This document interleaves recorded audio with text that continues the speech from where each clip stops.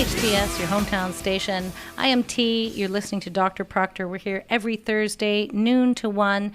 This is an opportunity for us to look over the shoulders of the medical community, those who are either trying to keep us well, get us well, or even thinking about it as the American public ages and we have what's called the silver tsunami coming. It's not a matter of if, it's a matter of when. One of the things we are trying to be at least have in the back of our minds is how can we be our own best advocates for our health as we continue on, as Americans have more and more access with the Affordable Health Care Act. It is impacting doctors, it's impacting hospitals and the medical community, and a lot of us are becoming, whether we like it or not, caregivers for those who are in need. But when it comes to taking care of ourselves or our loved ones, one of the best tools we can have in our box is education. And if we can be our own best advocates, that's certainly helpful. We're talking today with Dr. Jessica Schulman. She's a medical nutrition therapist. You can learn more about her at mynutritionspecialist.com. She has a private practice, and she has private and group sessions for one of the best things we can do for our health is be mindful of our nutrition. Sometimes it's that simple. If we can keep our weight at a certain level, if we can eat the right foods, if we can stay hydrated, we give our organs, our heart, everything about us, we give us our fighting chance. And it starts at that very basic foundation.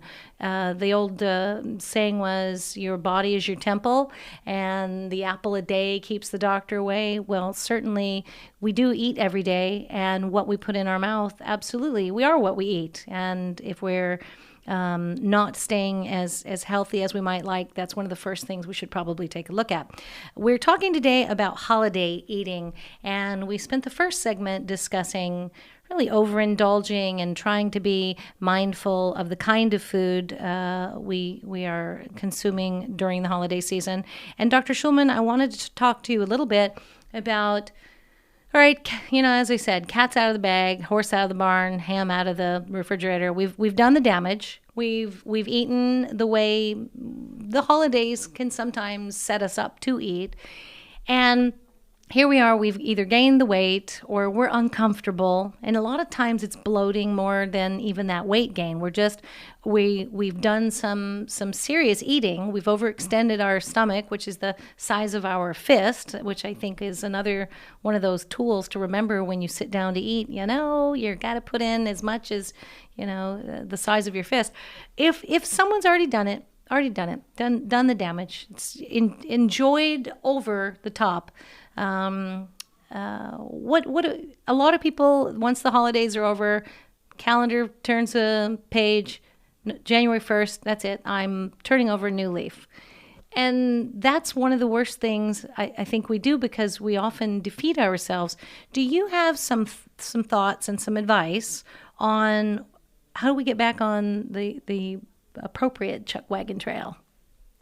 Well, just backing up a little bit, the most important thing that we can do before the holidays start is plan and think in advance. If you're taking a trip and you're traveling somewhere, look online, see what airports have the kinds of foods that promote your health, that are good choices to make. I mean, there's a lot of setting goals, realistic goals. So obviously, if you sort of are uncomfortable and you've fallen off the wagon, you probably didn't plan very well. Now is an opportunity to create new goals and plan correctly in a way that will meet your needs, are realistic goals.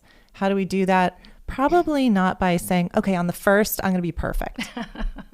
That's a great way. I'll start my diet on Monday. I mean, Exactly. I've heard it my whole life, is that, I'll start on Monday. I'm a big fan of journaling, and I've often said to many medical professionals, I think one of the best things we can do for the doctor is to come in with a booklet for the best, book to us. This is basically, how much I exercise or how I eat, and to be really, truly aware and honest, because a lot of times I think, the planning and it's also being responsible for yourself. I always feel like when we do fall off the wagon, we sort of want someone else to come in and go, here, I'll help you. And it is important. Like if you're going to work out, the buddy system is incredibly helpful. But that honesty too, and like you're saying, planning. I'm a notorious pencil person. I got a paper, a booklet, and I will write that out. But I'm also forgetful, so I will forget to do things like laundry. Well, it wasn't on my list. That didn't happen. So food is sort of like that too, right? You can and journaling, plan out. Absolutely. Journaling is the best thing that my clients can do when they come to me and they show me what they've been eating. And I also have them put an emotional state next to it. What was their state of mind when they were eating that? Right. Were they happy? Were they upset? What was going on? So that gives me more information. But as far as what a lot of people do, during the holidays, they don't eat optimally. And so we create goals for them that work. And what I find is, and it's the same thing with quitting smoking, that the first time you fall off, you feel terrible, and then you do better, and you feel that you failed again if you don't meet your goals. But over time, what you see is the falling off and getting back up. It's better every time. Well, isn't that it's like better? If but you have to journal it to see it. Right. You have to be honest with yourself. Mm-hmm. And two, even with children, with small children, don't we tell them you get better with practice? Exactly. And I feel sometimes we don't parent ourselves terribly well. We don't nurture ourselves very well. We are the first people to beat ourselves up. Oh, I shouldn't have done this, and then give up. But the idea that maybe a little more of a little loving mentality too, to say, you know what, okay, just get right back up. And right. That self-talk, which is, I'm going to get back. I'm not going to wait for the first. I'm not going to blow this for the next week. I'm going to try to do better, and it may not be ideal, but here's what my goal is. Those people, at least in my practice, tend to do much better than the ones that say, I'm going to give it up until the first and then I'm going to be perfect. Right. It's the ones that are monitoring, and they do feel bad and they do the self-talk, but those missteps are less every year. Yeah. And they leave the holiday parties feeling good. Right. And also in a more positive frame of mind. Now, I know from experience, I know a lot of people who, I love the grown-ups who say things like, yeah, I don't like vegetables. Well, you know what? You don't have to like vegetables to necessarily eat healthy. And there was a great cookbook written a few years ago where it was the kind of cookbook where they would fold vegetables into other recipes so that you're going to get them somehow. And it was a book for children. And I thought, wow, that's brilliant, actually, because you could be doing that yourself in your day-to-day. And so in our household, there's a rule. If you're going to have the bad meal, like we went out, we go for burgers, and if you're going to do the burger and you're going to do the fries, try to do half of what you thought the order, or share it. But then at the next meal, we try to make better choices. Let's make that next meal. Would that be something that would be helpful for just the average bear who wants to maybe make better choices? Yeah. And as a nutritionist and someone who does what you do you have any of those secret recipes where you can fold something in, even for the grown-ups who don't like their vegetables? Because I hear that a lot. I don't really like vegetables. Well, I like the behavioral strategy, which is, look at it over the course of 48 hours. Mm-hmm. So if you just look at that one meal, as opposed to a day, though, 48 hours. That's very helpful, because I do think most people think one meal is blown. Forget it. I've blown it for the day. Right. And then what can you do to fold? I mean, there's so many cookbooks out there, and I use a lot of them because I have kids that don't like vegetables. So we grind up everything. A nutritionist that has kids that don't like vegetables? It had to be that way. Oh, I sort of feel like my faith in mankind's redeemed, because that actually makes me feel better. Yeah. Because I would think that'd be, so give me like one recipe, like one idea for someone who says, I just really don't, they tell you should have a certain number of servings of fruit and vegetables a day. So in my household growing up, we had foods that were evil. I wasn't allowed to have bananas. They were too high in sugar and carbs. Wasn't allowed to have orange juice. So there are better choices that I grew up knowing, like have the strawberries, or if you're going to do so give me from your expertise, like one thing that, like a recipe someone could be making to add into their dietary, their planning, meal planning. Okay. I'll give you a recipe. There's one thing. If you like broccoli, or your child likes broccoli, capitalize on that. Do as much broccoli as you can. Broccoli is the king. We Fresh like broccoli. fruit, do that.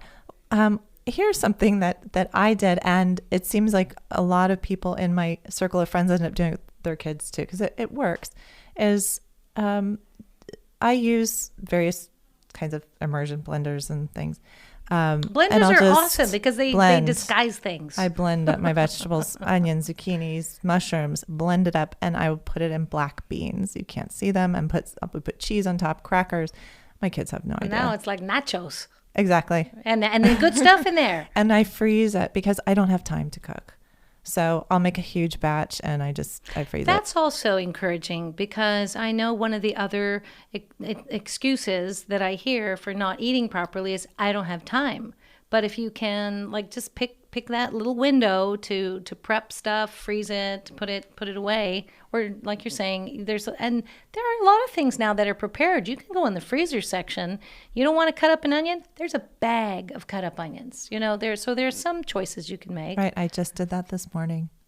What did you? Use something? And I cut up everything because I don't have a lot of time. But it's really important that I can get some vegetables, difficult vegetables in my children's diet. That's very good that they have that now. And I find that people who say they don't like vegetables, I think it's very cute. They like soup. Lots of soup has vegetables in it. And I find that that's one thing I've done over the years is I will make a lot of soup. Mm-hmm. And like you're saying, if they recognize the vegetables, I'll puree it. Oh, now it's fancy soup. That's right. Now it's gourmet. Now it's gourmet. Put it in a mug. Idea. Don't put it in a bowl. You're not really looking at it. And I think that's helpful, especially in the winter where there's more opportunity to have something like that. We're talking with Dr. Jessica Schulman, who is a medical nutrition therapist here on Dr. Proctor. We're covering holiday eating and how to kind of help yourself through this very difficult time. You can learn more about Dr. Schulman at mynutritionspecialist.com. She has a private practice. She does private and group sessions. One of the things I do want to talk about you for a moment, in addition to weight management, which does sometimes seem like the obsession that people will talk about when it comes to the holidays, and then suddenly they want to lose the weight, bikini season and all that. I'd love to talk a little bit about the psychonutrition and eating disorders.